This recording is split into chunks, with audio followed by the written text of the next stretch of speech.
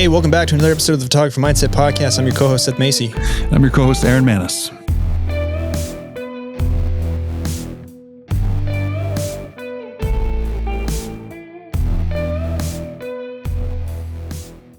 Well, there's nothing worse than listening to a podcast host who sounds very heady. As you can tell, I have a cold. Gross. Forgive me. Hopefully this 45 minutes to an hour is bearable for you listeners. Aaron, maybe feel free to take the lead if you just can't stand me anymore. I promise you, Ian, who is our guest today, I didn't get sick on purpose. I'm not trying to give you the short end of the stick. We're excited to have you, though. And funny enough, I had my Tamron hat on. Ian had his Tamron shirt on. Guy says it's the most comfortable shirt he owns. Believe it or not, which was shocking to me. And I found very interesting. Ian, you also said that it's difficult to get you to stop talking. That's a good problem to have. So I'm excited to have you today. Thank you for your time before we even begin. Well, thank you so much for having me on. And it's perfectly okay if you got a head cold. Actually, that I think is a benefit for you because it gives you that low, gravelly voice. Ooh. It's kind of that I'm Batman voice. Yeah. And I don't have a low and gravelly voice. Mine's kind of more high-pitched and annoying. So I'll do my best to... It'll balance out. Yeah. It'll balance out. There you go. Yeah. Yeah, I mean, well, thank you for kind of embodying the show right away, turning something that is most likely negative into a positive. The great mindset from a photographer on the other end. So I appreciate it very much. That is literally the definition of photography. Say more.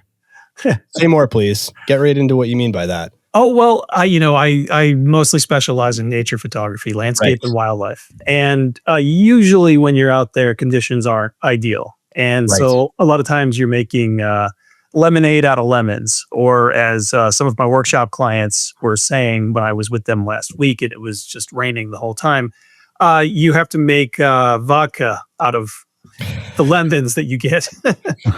Put a little lemon slice on the vodka and drink. So a lot of times you're just trying to pull something out of nothing, and you're trying to turn a negative into a positive, and I think that's just part of the creative process is figuring out how to make something work, even if it's not aligning with your creative vision. Do you find that's the case more often than not? Yeah, it depends on what kind of photography you're doing, but yeah, I think that most of the time the world is not cooperating with what you want to get. And so I think that photography is really a lot about patience, waiting for the real world to spontaneously converge with the artistic vision that you've got lodged in your brain. Right. Well, how do you find the balance then, I guess, waiting for good things to come to you versus creating, as you said, lemonade or vodka, right? That age-old debate between being reactive and, proactive. What's that balance look like for you? Yeah, I mean, I think a long time ago, I realized that photography is a marathon. It's not a sprint. And that it's good to have patience, and it's good not to be feeling the pressure to constantly be creating when you're out there. And I know it can be difficult for people who are doing this more as a hobby than as a career. Because they might have limited time when they do get out there to make photos, and they feel a lot of pressures like, well, this is my one big photo vacation of the year. I've got to go out and make amazing images. And I can, yeah. But, when conditions aren't quite right, I do try to stay creative. I try to stay active. With landscape photography, I'm spending a lot of time doing scouting, looking for good composition so that I can be ready when the moment does occur, when I finally get those perfect conditions that I've been waiting for. I know exactly where I want to be and what I want to do with it. Yeah, that's a good point. I feel like we can get into the head trap of thinking that not actually clicking the shutter or filming, everything that isn't that is not photography, right?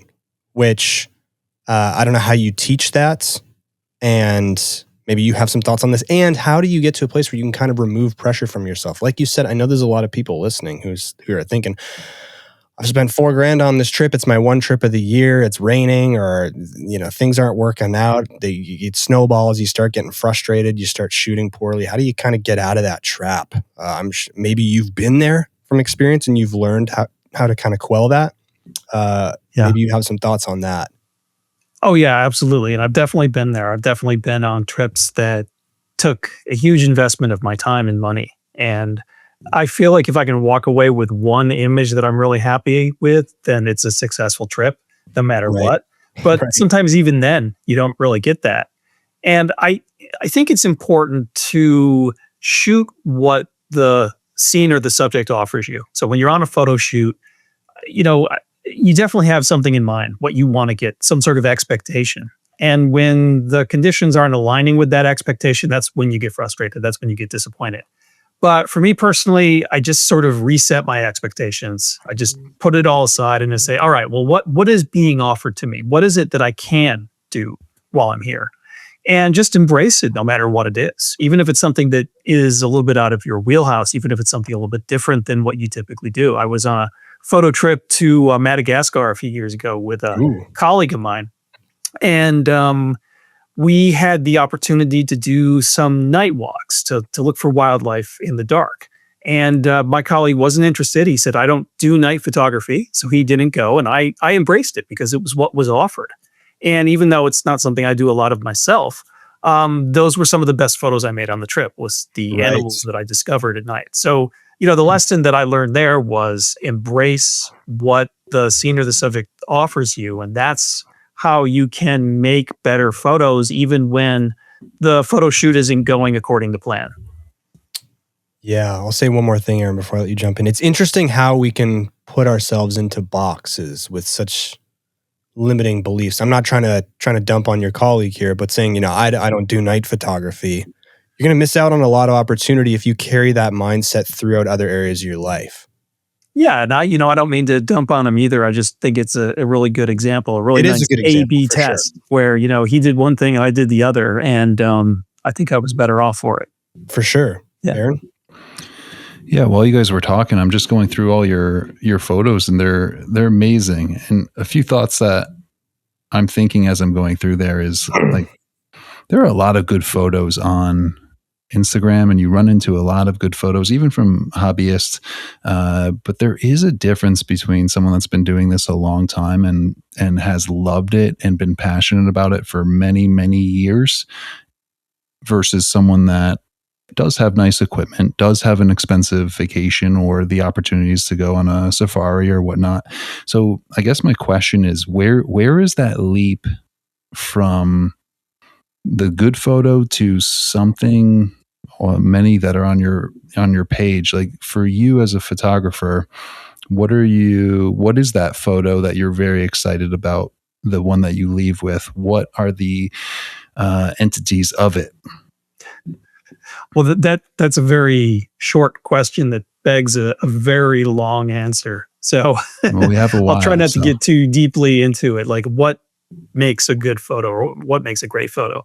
I think the short answer is a great photo is something that shows people something they haven't seen before. And I don't mean that in a completely literal sense. I don't mean that you need to go to the ends of the earth, deep into the wilderness to find the one mountain that no person has ever seen and take a photograph of that. I think it's something that is more internal. It's about having a creative vision that is unique. It's about seeing things in a way that's different from the way people typically see them or perceive them. And if you can make viewers see that, if you can take a photo from a unique angle, a unique perspective, capture a unique moment and show them something that they've never thought of seeing before, just, something that makes them stop and say, oh, wow, what's going on here? I think that is a photograph that's going to cut through all the noise and is going to reach out and grab the viewer's attention and hopefully forge a connection with them. So I'm always personally striving to capture photographs that reflect my own unique personal style, my unique creative vision, and to create photographs that challenge the viewer and defy their expectations. That's a good answer. Yeah, I think naturally to what you said, showing people something they haven't seen before or in a light that they haven't really expected to see it in naturally is going to draw longer attention to an image. And perhaps maybe the longer somebody spends on an image, perhaps that maybe makes it a better photo, sheerly just because it's garnered their interest longer. I mean, that's what the entire social media algorithm runs on. I mean, and people exploit that with ridiculous rage bait and stuff. But do you think that perhaps a good photo is synonymous with time spent on it from the viewer? I think it's a rough proxy. I mean, I think ultimately you're trying to create a visual reaction. So you want the viewer to be unable to tear their eyes away. And you do that through composition and through the creative use of light and color. But I also think you want to create an emotional connection. So you might do that through capturing a magical moment or telling a story about your subject. And so ultimately, if you do either or both of these things, if you create that visual and that emotional tether with the viewer, I think that they're going to be drawn to your photo longer. They're going to be drawn back to it again. And you mentioned social media, and I think that's a good counterexample. Like a lot of social media is driven by the ability to get someone to click onto something. And a lot of times that interaction is very short-lived. They see they see a photo on Instagram that looks great as the thumbnail. They click on it, look at it bigger. They're like, wow, that's amazing. And so you're definitely trying to create that short-term reaction from people. But I think the really successful photos are the ones that generate a more long-term reaction, so that the person who's looking at the photo isn't just clicking on it really quickly and then scrolling to the next one. They pause, they linger, they have a deeper experience with the photo. And I think that's why I think that the time that they spend looking at it is a very good proxy for those sorts of connections that you've made with them. Right. Do you have any principles for creating imagery that invites that long-term viewing? Yes. I mean, I think it does start with a good composition, a really strong visual design. That's how you command the viewer's eye and invite the viewer to explore the entire photograph. And so creating that visceral visual reaction is really the first step. And, a lot goes into that. A lot goes into the composition. So color and light can be a part of that experience as well. And the other aspect is telling a story with your photographs. I think it's important to invite the viewer to create their own story. You don't have to tell the real story with a photograph. You don't even have to force the viewer to see a specific story. I think it's enough to create a sense of mystery in your photographs so that they start the storytelling process. Right. And that encourages that connection with them. Yeah, almost leaving the ambiguous at times. Exactly. Yeah. Yeah, and the first viewer is you. Right. So as you're designing and post editing and you're the first viewer that has to get through what we've talked about before, a few hurdles. And I'm curious about that too. Like you've obviously traveled a lot, hiked a lot, seen a lot of things.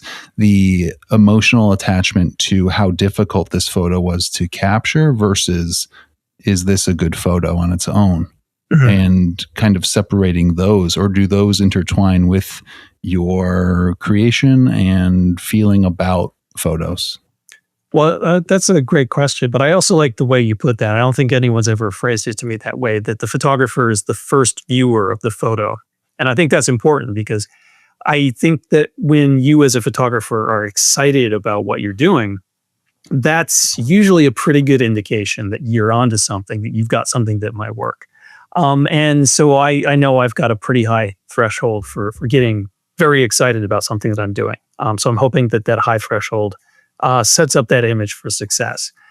But then you asked about whether my emotional experience as the photographer to capture the image, how that factors in, if at all, in my impression of the image.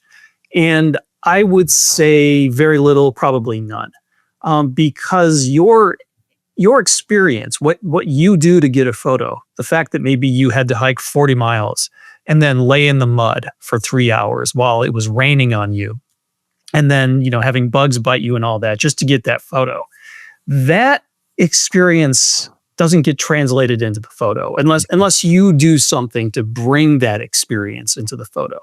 Unless you find a way to get creative with the composition or the storytelling in the photo so that experience that you're having gets translated to the viewer. But that experience really doesn't find its way into the photo when you take the photo.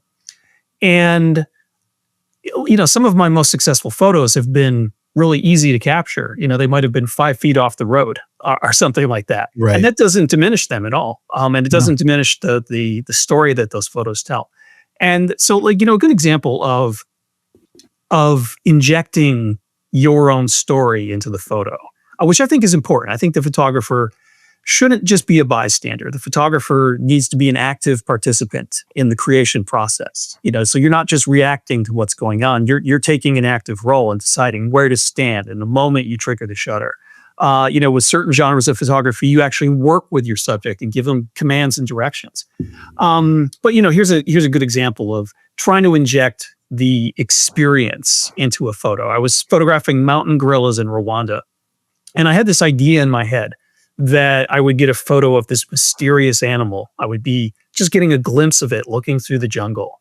And it would just be something really, really mysterious. And the reality was a bit different. It was, difficult trekking in the jungle to find the gorillas, but once you found them, they tended to be in the clearings in the jungle, out in the open more. That's the area that they like to be in. And so I wasn't getting this mysterious story that I thought I was going to get.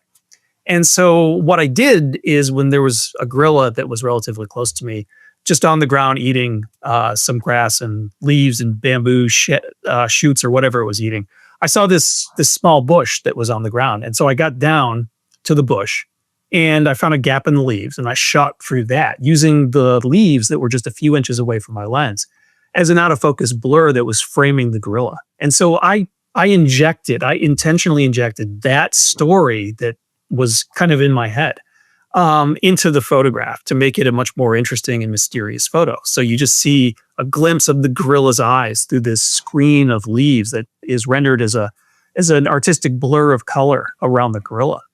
And so I injected that story into the photograph. And without doing that, the story that I would have been getting would have been much less interesting. I think that could be the difference between someone capturing photos versus someone creating photos. And it's a big difference. So people that are listening, and again, I think we tend to have beginners or kind of starting off photographers that are really excited about photography and listening in, and some longtime listeners, of course, and we thank you. But I guess the point being, when you're taking that next step, it's not just capturing those moments and calling it a day. It's sometimes creating those moments and being an artist and setting it up. And I think that's a big difference when you look at people that have been doing this for a long time versus people that either just go out a ton and get lucky or just have many moments where they can capture very great moments and great animals and great landscapes because they're there. But the difference being, that's a different look of Yosemite. I've never seen that before, versus the parking lot outlook where you see the whole valley, right? Like someone, I don't know, going through the pine tree to get that waterfall, firefall, whatever it may be, something just different. And I think you keyed into that, and you can see that in your work for sure. Yeah, and I think you put it really well. Ansel Adams once famously said that you don't take a photograph, you make it. Mm-hmm. And I think the photographer has to be involved in the creative process. And so one thing I see a lot is when I see other photographers out in the field, they get to a spot, they set up their tripod, they put their camera on the tripod, and they take a bunch of pictures. They never move from that first spot. And I think that to be making photographs, to be injecting your personal artistry into the final photographs, you've got to be moving around. You've got to be looking for an interesting perspective or a point of view so that you can share more of the experience you're having as a photographer with the viewer. And if you don't do that, if you just react to what's going on and take some snapshots, then I think your photos are never really going to rise above. Yeah, I was just about to ask, or else what? I mean, if I don't move, if I'm that hypothetical person, I don't move around. I was going to say, or so.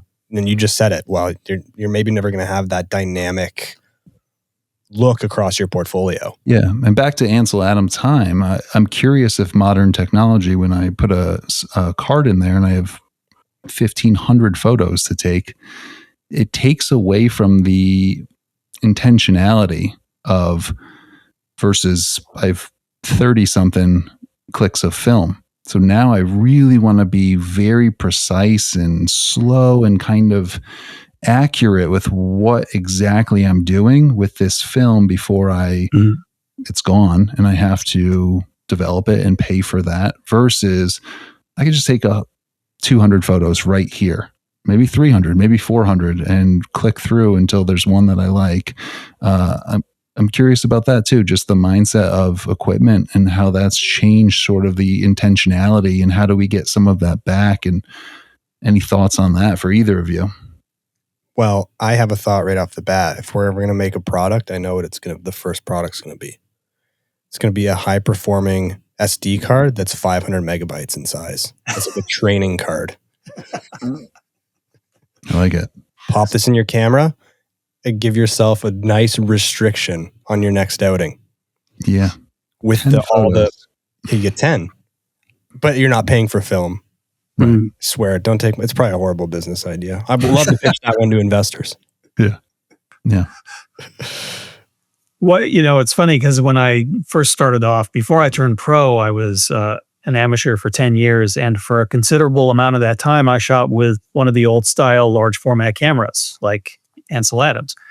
And it was very slow, ponderous, heavy, and expensive to do that kind of photography. And when I switched over to digital and basically had unlimited image making at my disposal for the first time ever, I found it to be liberating. And I do strongly believe that you've got to work the scene or the subject that you're photographing. And you can't just sit there, take a few shots and then move on. It's something where you have to be trying different things, different positions, different angles. One shot leads to the next. It's an iterative process. And so I find being able to shoot as much as I want without having to worry about running out of film or spending too much money, I find that to be really helpful for the creative process. But I think you're right. I think with some people, it might encourage them to be a bit lazy about what they're doing and to just, as they say, spray and pray. And I think that it's a good idea to know what you want to do. It's a good idea to have that intention, as you put it earlier, and to shoot intentionally, but to fully embrace the ease with which you can use a digital camera to very, very quickly reframe, to try different things, and to shoot as much as you want without worrying about running out of film. I think what you just said about intent is very important to avoid the scenario that you described earlier, where you just show up on scene, sit there for an hour, don't move, and leave, when you could have captured a lot more. I think it's important to maybe go in with the intention of, okay, I want just a clean, simple photograph to start. And then I'll move around. I say this just because I feel like, and I'm sure both of you have thoughts on this, I don't want this conversation to potentially make a beginner or an intermediate think, oh, I've got to be extremely artsy all the time, right? Because sometimes I don't want there to be confusion between, what am I trying to say? People feel like they need to do so much and be extremely artistic for it to be a good photo. Sometimes less can be more, but the intent should be there. Does that make sense? Mm-hmm. Yeah, absolutely. I tell people, you start off, you get your back pocket shot. It's the shot, the clean, simple shot that you're looking for. Once you've got that in your back pocket, you're ready to move on and try to get more creative and more artistic or whatever it is you want to do. So like when you show up on your first African safari and you see the lion, you get that shot of the lion. You just get that simple shot. Once you got that shot in your back pocket, you can then start getting more creative. Exactly. Which I think is important to say, because if you took I have to make the image, if you took that very far, you could be, that line, I got to figure out how to get a nice lens flare, or I got to curl a leaf and like frame it around the leaf. And you could end up just walking away with garbage, right? Because you actually didn't capture the fundamentals. So it's a bit of an art and a dance, I think, right?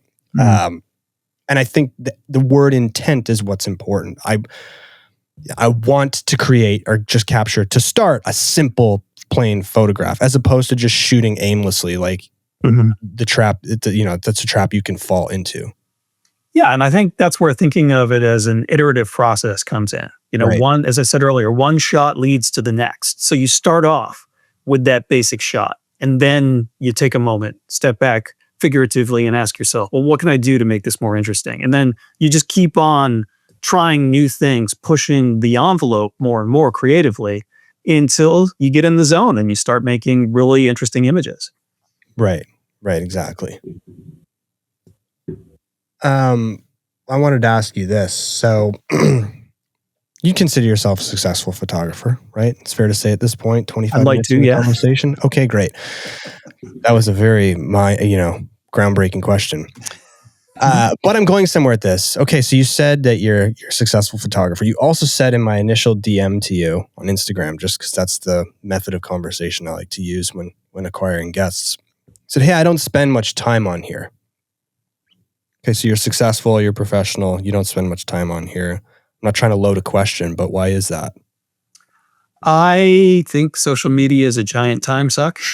Okay. And when I say I don't spend a lot of time on social media, I literally mean I don't spend any time on social media. I actually have a social media person who handles my social media accounts. So Nice. I give her the images, I give her the text to post, but she's the one who manages it for me. And part of the reason why I feel that way is that early on, I was very active on social media, embraced it as much as I could. It was a little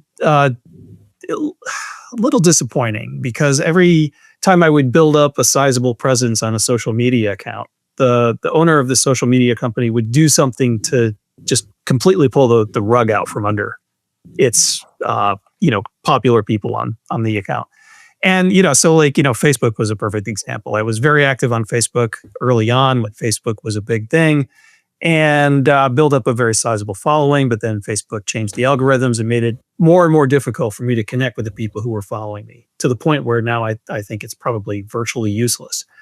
And so I tend not to focus on social media that much. It's a part of my business. It's something that I know has to be done.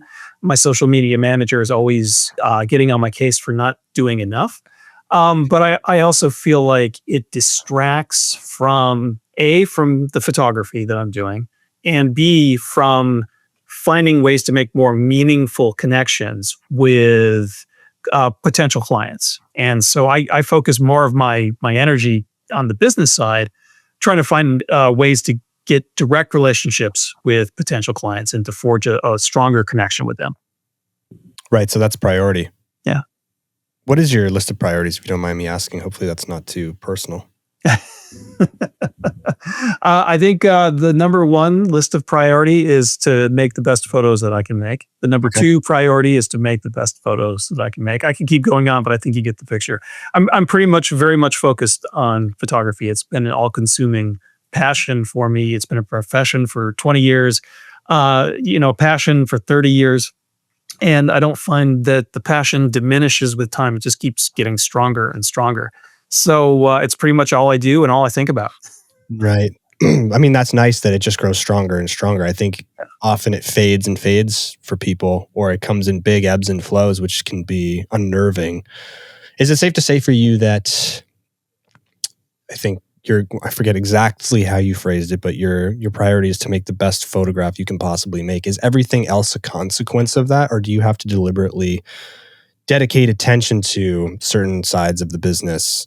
I mean, obviously you do, but I'm curious to hear how you approach the balance between art and I need to make a living out of this, or this needs to generate me income. It's a very delicate balance, and it's often the flip sides of this often seem mutually exclusive. You don't make money in the field making photographs. You spend money then, but you need to make those photographs so that you can make money. And so you need to dedicate time when you're not in the field to figuring out ways to monetize what you're doing. And these days, a lot of nature photographers in particular, that means finding people to join me on photo workshops and tours. And I also have a photo education business where I'm selling ebooks and instructional videos. So, finding photography enthusiasts who want to learn from me. And so I have to spend a lot of time developing both of those businesses so that I can have time for myself to make the photos that I want. And they seem to be in tension. When I'm running a photo workshop, I'm not necessarily free to do my own photography. I'm with my clients. I'm there to instruct my clients. I may be in a location that I've been to many times before, and I've got a very mature portfolio of that location. So right. I'm not really doing as much shooting or doing the shooting that I would want to be doing. But you need to do that to be able to have the time and money to do the photography that you really want. But if you focus too much on the business side, then you're not getting out doing your own photography. Instead, you're just doing the photography that's required for the business. And you need those images that really resonate with yourself personally, but that also resonate with others. You need those images to promote the business side of things. So you've got to find the kind of the sweet spot. I know some photographers who focus almost exclusively on the business side of things, and they've got very successful businesses, but they're really not out making the photos that they want to make. And I know some photographers that are out there chasing images all the time, but their businesses are not thriving. And so finding that sweet spot in between where I've got enough time to do the photography that I want, but I've also got enough resources to keep the business afloat. That's always a challenge. And some years I find that sweet spot better than other years. So it's a little bit. I was going to say, I bet that sweet spot changes. What's kind of the average ratio been for you over the past maybe 5 years between the two? Yeah. I mean, I think I'm generally out making photos probably about 35-40% of the year. Right. And I would say I've tried to have it so that half of those trips are personal photo trips. And the other half with clients. But I think probably right now the mix is at about 60 to 70% of my time is spent with clients in the field. And maybe only about 30% of that is my personal photography time. But I do think it's important to carve out as much of that personal photography time as possible. Fair. Very fair. Have you been tempted by video? To do video? Yeah. Artistic video? Yeah. I like video, and I do a lot of videos for my photo instruction, but I try to minimize anything that distracts from my photography. So taking up artistic video, I think, would be something that would just take up too much time and energy. So I have resisted the temptation of video, even though I enjoy it very much. Yeah, I think it's just maybe a thought that naturally comes to many people who spend a lot of time on socials. Just with the way the platforms have changed, it's almost like, well, I already have my camera. I just should as well do video, right? Yeah. But it's interesting to hear. No, I like my medium. I like my format, so I'm not going to bother with it. Well, I definitely think a lot of younger people view themselves as content creators. And so that's photos, videos, stories, etc. And so I never really viewed myself that way. Coming up before social media became a thing, I was a photographer. And so I'm staying true to that. But yeah, I mean, every now and then I think about becoming a broader content creator. But I find that so much energy is required to really make the photographs that I want to make to perform at that level, that anything that distracts from that is something that is just not a good thing for me to be doing. So I try to stay focused. Yeah. I was just going to say, I really feel for people who have one leg over the fence on the side of content creation and one leg on the side of photography. I'm not saying you have to be one or the other, but you see so often people can't identify what they are. What am I? What am I doing? Am I a content creator? Am I an artist? And I think that just being kind of half in on each can pull you apart if you really are unsure of who you are. Well, there's a great analogy here. Recently, there's been this singer-songwriter that's getting absolutely crushed on the internet for making this scene happen at a party where he's singing acoustic and it's very emotional and everyone's kind of filming it. And a lot of people are speaking out on like, this is not songwriting. This is like production, right? And I think there's this tear in as many interviews as we've done and as long as we've been on the show and in talking about it, there is a distinction between someone that's truly an artist and someone that's like writing the social media wave with content creation and getting likes and what's viral now and how can I break through and how can I make a scene here, which again, if that's what you want to do, that's fine. But confusing the two or thinking you're one and not the other or both or whatever, there definitely is a difference between people that view themselves as professional photographers and like, oh, Instagram, yeah, well, I don't really care about that. You know, like that's a very common sort of vibe from people that are really into photography as an art form versus content creation or being viral or making cool things. Yeah. And I think maybe the way I think about it is that you just have to ask yourself what kind of artist you want to be. You know, without getting too haughty about like what's art and what's not art. Art is... there's a lot of things that you can consider to be art. And, you know, whether something is good art or bad art, I think is, you know, up to the consumer of that art.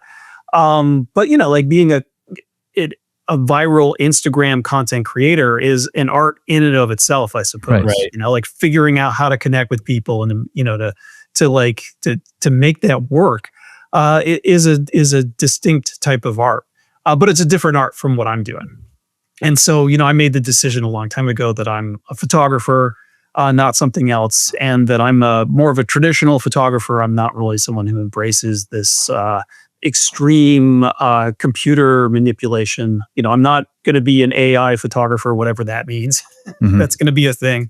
You know, so I know exactly what type of art I want to specialize in. But that's okay. You know, if people make a different choice and choose to be something else, that's okay as well. I mean, it all kind of enriches the human experience. Yeah, it's a really good point that it's just different forms of art. And I think, again, what's important is knowing what you are, whether you're a hybrid of one of those two things, or if you're leaning way more towards being a photographer or a content creator. I think just kind of figure out what am I trying to do? Who am I? Yeah. I wonder how many people stop and ask that question. Well, you know, back to our point of, I think we often just turn our brains off, right? I mean, going back to the example of you get to a location and you stand in one spot and you just shoot and shoot and shoot for whatever reason, that's almost subconscious. Maybe people just, that's the only photograph they want. Maybe they're trying to capture every World Heritage site in the world or something, and they're trying to do it in a year. You don't, to that point, you don't know what people are trying to do, right? So fair. But I just do think that a lot of the time we're on autopilot, and trying to get ourselves out of autopilot is difficult but useful. Yeah. Well, I laugh at the question that you just pondered, you know, what am I? I laugh because I actually ask that question of myself all the time. The way I phrase it is, you know, what's the point of me? What's the point of what I'm doing? And I struggle with this. It's kind of like an ongoing existential crisis for me. Yeah. You know, constantly asking myself, what is it that I'm trying to do with my photography? You know, part of it is like figuring out how to stand out and, you know, be unique, to have something that's a little bit different, something that doesn't get lost in the million Instagram photographers that are all doing the same thing. But you know, part of it is really more holistic. It just, you know, what am I doing? Why am I doing this with my life? You know, what is it I'm trying to accomplish? What is it that I'm trying to show people? What's the point of it all? And, you know, I think it is an important question to ask. And, you know, I try not to get too serious about it. I take it with a grain of salt and try to have a sense of humor about it, because sometimes my answer when I ask myself, what's the point of me? The answer is there is no point to you. Just have fun and, you know, do what you enjoy doing. Welcome to the Matrix. Yeah. Yeah. When you start asking those questions, if you never have, it's unsettling. Yeah. It's very unsettling. How often are you asking yourself these questions? Well, I think it's a problem when you ask yourself that question on a daily basis. So, oops. Whoops. Oops. Oopsie daisies. I wake up every morning. Yeah. Hey, like, to be honest, that thought crosses my mind more often than it maybe should. Definitely daily, and not just with photography, just even before. And I think it can bring with it a lot of existential dread or anxiety, but you do learn to manage that. I will say that I would prefer that over never asking myself those questions and kind of just floating through. That's not fair. Not floating through life, but I like that level of awareness. I do, because I feel like it allows me to better dictate the direction I want my life to head based on purpose, which for me is a good trade-off. The anxiety is a good trade-off that it brings. You know, I'm not sitting every day like shaking in my boots with anxiety by no means, but it can be unsettling. But like even just before we started recording this podcast, like the thought just naturally popped to my head. What are you trying to do with this episode with Ian and Aaron today? Yeah. But I feel like that gives you better direction. It gives it naturally breeds intent. It naturally potentially encourages enthusiasm for the event or action you're about to undertake. And I also think it allows you to evaluate if you're still having a good time doing what you're doing, or if it's time for a pivot. Yeah. Yeah. Yeah. And I think it's necessary when you're engaged in the act of creating art. You know, whether it's the art of photography or the art of creating an engaging podcast. You know, really, you have to be asking the deep questions. You have to be thinking the big thoughts, because it gives you something to strive for. It's what pushes you forward to doing something more interesting. And you know, having that purpose, having that intent, and bringing some mental discipline to what you're doing, I think is really important to pushing that creative envelope and standing out as a result. So yeah, I never approached this question with I love that phrase, existential dread. I think it's a question that I'm glad that I'm able to ask that question. You know, it's part of the privilege of living in our modern society, where we have this, you know, wonderful economic structure that allows us to be artists, to explore this creative side of things and still make a living from it. Yeah. I mean, it's an amazing thing, and I'm glad to be able to do that. And you know, certainly the approach that I have with nature as, you know, part of my artistic process is also part of that privilege. You know, like people 300 or 400 years ago wouldn't think of nature the way we do. You know, we think of it as this beautiful, awe-inspiring place where we go to seek peace and get away from things. You know, people 300 years ago would have thought of it as a terrible place that threatens their life. They're in it. And so, you know, it's just kind of wonderful that we are alive in a time where we can think these thoughts, and we can ponder these things, and we can explore these things. Yeah, you're absolutely right about that thing you said, where you can ask yourself, what's the purpose of what I'm doing? And you can get to a place where you realize there isn't any. Yeah. We actually did an episode on this, but that's kind of liberating, right? Because then it gives you permission to just have fun with life and pursue it. Yeah, absolutely. Absolutely. You know? Not worrying about like what your legacy is going to be. You know, like I've got some older photographer friends who are really concerned about their legacy, right, as they're getting you know, more advanced in age. And I was just like, yeah, don't worry about it. Like in 200 years, 1,000 years, 5,000 years, no one's going to care about any of us that did anything right now. Yeah. And so that's a bit liberating, knowing that you don't have to worry about that. Yeah. Have you seen the meme? When was the last time you thought about the Queen of England? You seen that one? She was like the most powerful woman in the world, and a month after she died, no, you weren't thinking about her. Yeah. Which is crazy. So I mean, I think part of that, you know, maybe there's a bit of ego death that comes with that, right? That I'm just going to be totally irrelevant in the very near future. So I'm just going to have a good time. It took me a while to kind of realize that, to give myself permission to just, not everything you do needs to have incredible purpose, but I think you should have intent. I think purpose and intent are two different things at times. Like, I think you should have for me personally, I like to have a reason for why I'm doing something. And if that fits into a broader purpose, great. Mhm. I don't like to aimlessly do things. Yeah, and I think another way of thinking about it is you don't have to have the purpose that society might try to jam down your throat. You can find your own purpose. It can be internal. And I in the same way, I like living a life with purpose. I like doing things that I want to do, and I like to have a good reason for wanting to do them. And the path that we've chosen as creative professionals is very different from the path that most people choose in life.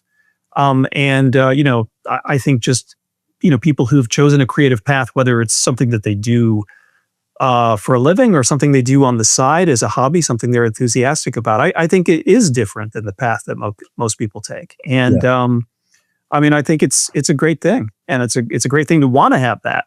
There's nothing wrong with it. It doesn't necessarily serve any higher purpose or anything like that, but it serves the purpose of giving our lives fulfillment and adding a richness to it. So I'm all for it.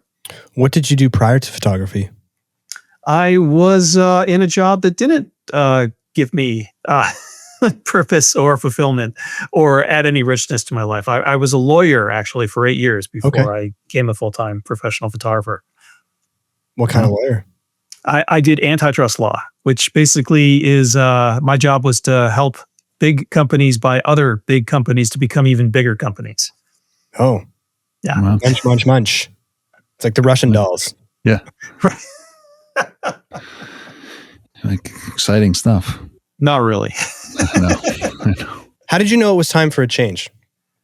I always did.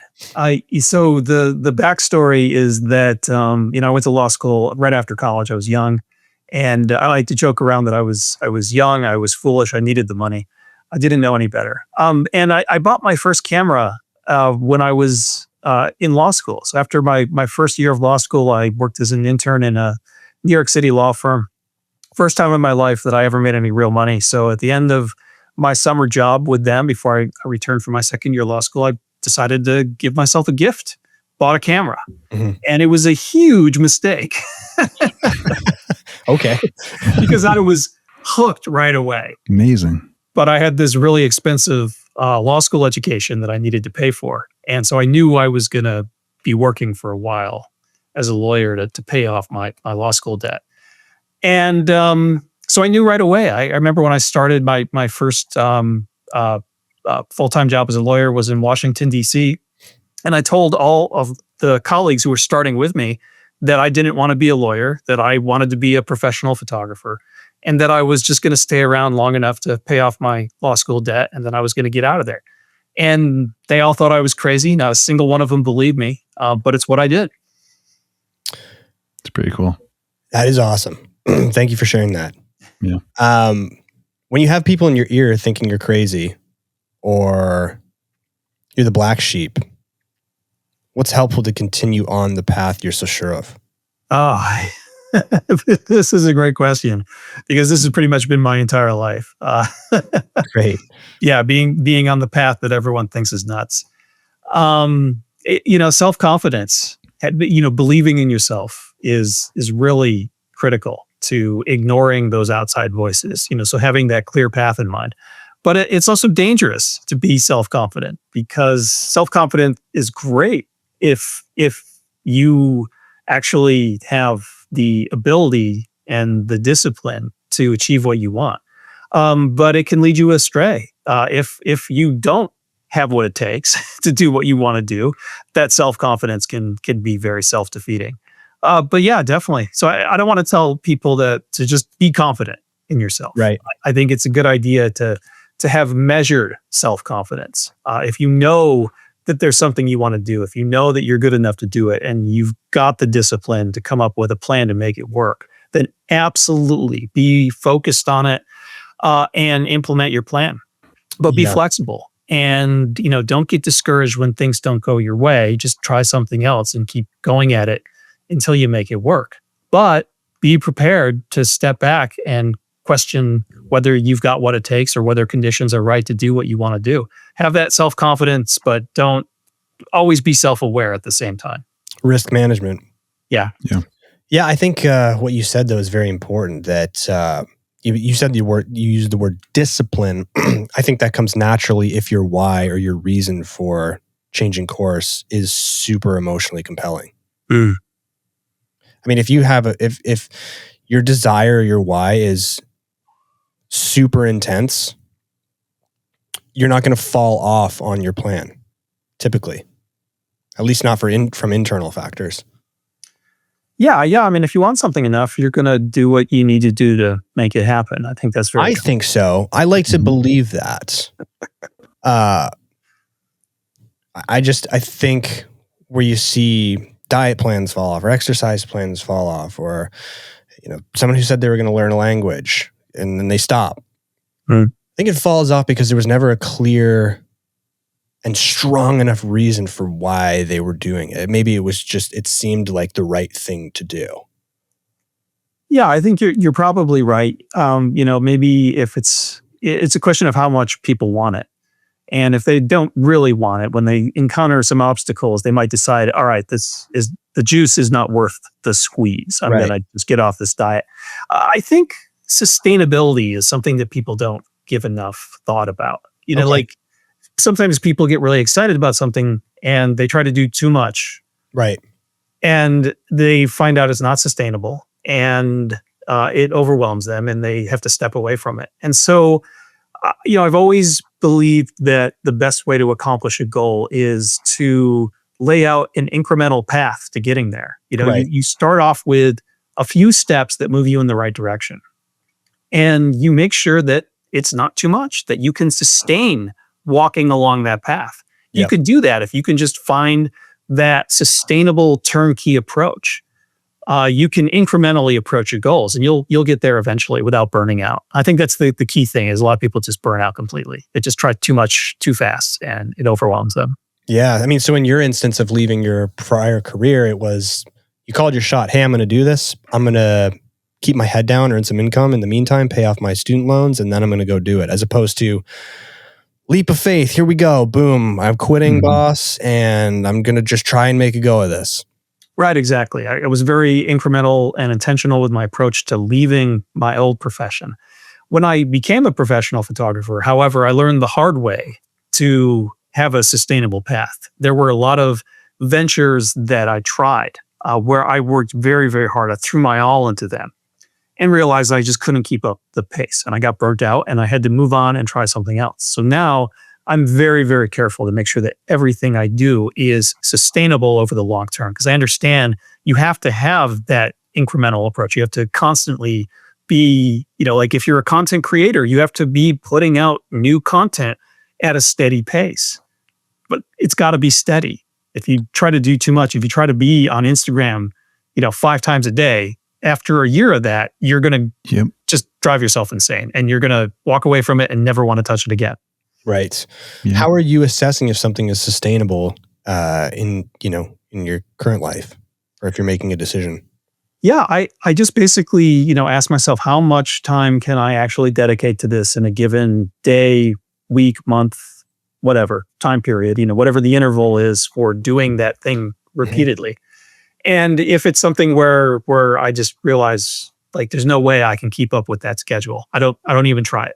So I'm looking for projects. I'm looking for a content creation schedule that works within my travel schedule and that isn't going to exhaust me. So, I'm not trying to put out a video every week for my YouTube channel. I'm, more like once every other week or maybe once a month. That is sustainable. That's something I can handle. So it's just straight up math with your available time, the estimated time of requirement for the new endeavor, and considering the variables of things that you're not willing to sacrifice. Exactly. And basically how much like creative battery power I have available for any given thing. Right. What gets your creative battery up? Going out, making photos. So more of the thing. You don't need a break from the thing, in other words, to recharge your battery. No, I need to be doing the thing to recharge my battery. Yeah. You're like perpetual motion. Yeah. Sometimes it feels that way. Yeah. Definitely need a break every now and then. I come back from a photo trip and I just go into a cocoon for a few days. Tell me about that. What's that look like? What's that look like? Me sitting in front of the TV, turning my brain off, watching some dumb streaming. Great. People need to hear that, you know? They do. Seriously. You're a professional photographer traveling all these great places. People need to hear like, hey man, I go zombie mode like a regular person. Yeah. I need to hear that, you know? That's something I've struggled with for the longest time is, oh my God, I'm watching Netflix. I'm not being productive. You POS, get off, go do something that's useful. Where I've gotten to a place in the last few years where I've understood, and every now and then I do struggle, but I've understood that rest is productive.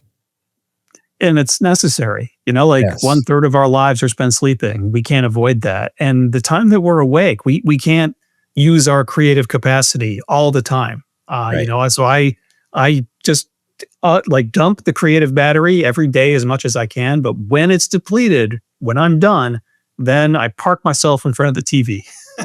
Nice. Yeah. Aaron, you were going to say something. I think I jumped in. I just, back to, you know, what's the whole point? And in 100 years, we're not going to know anyone here that's still alive and we're going to be gone, all that stuff. I think to really, to make a dent in the world or to be remembered after 100, you have to sacrifice a ton of things. Like the trade-off is immense. You can think of any just sort of master of their craft and kind of what they had to go through to get to that place and to be remembered throughout history is probably lives that most of us wouldn't want to trade for. So there is this plethora of really successful people that we'll never know about, and that's okay. And that's more than okay. And it's kind of like, where are your values? Where are your intentions? Did you answer the question of why truthfully for yourself? Did you follow your own heart versus society or your parents or someone else's that's not going to be there for very long, you know, into your future? So it's one of those things where it's like there's this big space of people that are really good at what they do because they loved it and they loved life doing it, versus the people that are the number one person in any craft, name it, and the sacrifices they made to be that person, you know? So I just think it's an interesting balance, just like business versus photography. You can't just do photography all the time if you want to make money from it. You got to do the other stuff too. Yeah. And, you know, I think you can't like force it. You can't like make yourself a person that's so famous that you are remembered throughout the ages. There's a huge amount of luck to it. The people that, you know, everyone knows William Shakespeare's name, but that isn't necessarily because William Shakespeare was the most successful playwright of his time. You know, there's a certain amount of luck to, you know, who gets elevated by history. And, you know, I also think that the farther you go and look back in time, the more the what we see of the people that have been famous in history is kind of more of a cartoon version of them. I mean, we don't really know what they were or what they did. We just have this sort of cartoon understanding of what they've done. And so I think it's ultimately foolish to try to create that. Right. To worry about that, to think about like, what's my legacy going to be? Because you won't be able to control it. You can't control it in your own lifetime. And it's very difficult. It's impossible to control what happens after you're gone, unless you do something really, truly horrible. You know, that might be one way of having a long-standing legacy. But I certainly wouldn't encourage anyone to think about doing that. No, absolutely not. That's our disclaimer. That's our disclaimer. Yeah.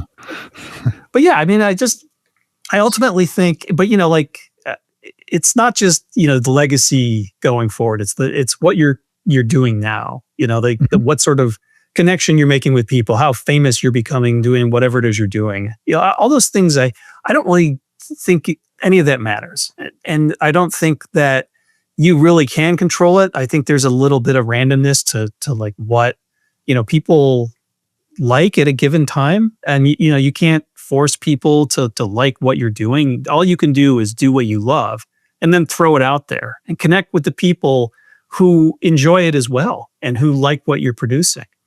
And so, I mean, I tell that to people all the time. A lot of younger photographers getting into the business, they'll ask me, should I be thinking commercially about my photographs? And I say, look, don't think commercially about your photography. Just photograph what inspires you and keep that separate from your business. Develop a business model that will successfully connect you to fans, followers, and customers. But really your goal is to find your audience, the audience that appreciates what you're doing. And it may be a huge audience, it may be a smaller audience, but finding that audience is really the goal of the business side of things, and then figuring out a way to, make the business successful. But that's not what you should be thinking about when you're making photos. You should be thinking about what inspires you, what moves you, and focus only on that. Yeah. Well said. Very well said. Well, let's end with this. If you could photograph one place or moment in history, what would it be and why? Oh. The moment in history part is the one that really throws me, because everyone asks some variation of that, like, what's your favorite place to photograph? But, having the option to like travel through time and pick any moment in history to photograph, that opens up a lot of interesting options. But, my answer may sound a little quaint and a little contrived, but I think my answer is going to be whatever it is I'm photographing next. That is where I want to be. Dinosaurs. Gladiator Colosseums. That'd be cool. Neanderthals. I admit dinosaurs would be pretty awesome. Okay, we got that out of Yeah. What dinosaur, though? Velociraptor. Tyrannosaurus Rex. Okay, fair. Fighting Triceratops. There you go. Ian Plant, ladies and gentlemen. Thanks for your time today, man. Appreciate it. It's a pleasure. I had a great time. Thank you so much.